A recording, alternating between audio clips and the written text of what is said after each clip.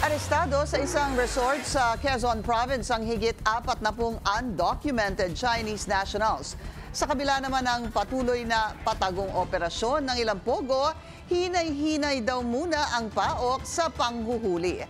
Nagbabalik si Andrea Salve para sa detalye.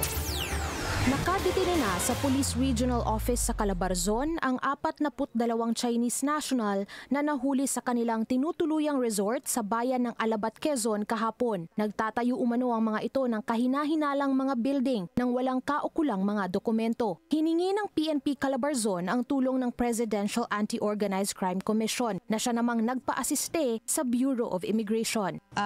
Nung chinek po sila, wala pong nakitang mga pasaporte nila or immigration documents at umamin po sila na mga trabahante sila doon sa construction site na yon.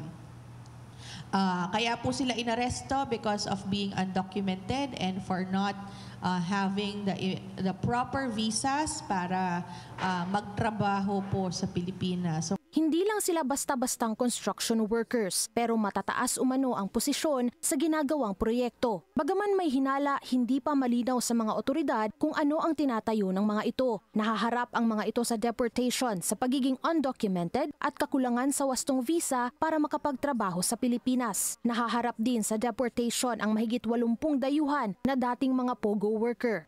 Kung matuloy, may susunod pa pong mag-a-additional ng additional 3. But for sure, meron pong deportation tomorrow, 88 po yung ide-deport. Aminado ang PAOK na ang umaapaw na detainees ay nakakaapekto na rin sa kanilang operasyon, dahilan para pansamantala munang maglaylo ang ahensya sa panghuhuli. Patuloy nilang problema ang mga nagkakasakit, pati na rin ang mga buntis na mga dayuhan. Actually, 4 ho yung case namin ng HIV positive ngayon. And 8 yung buntis. So, Pogo babies is about 28.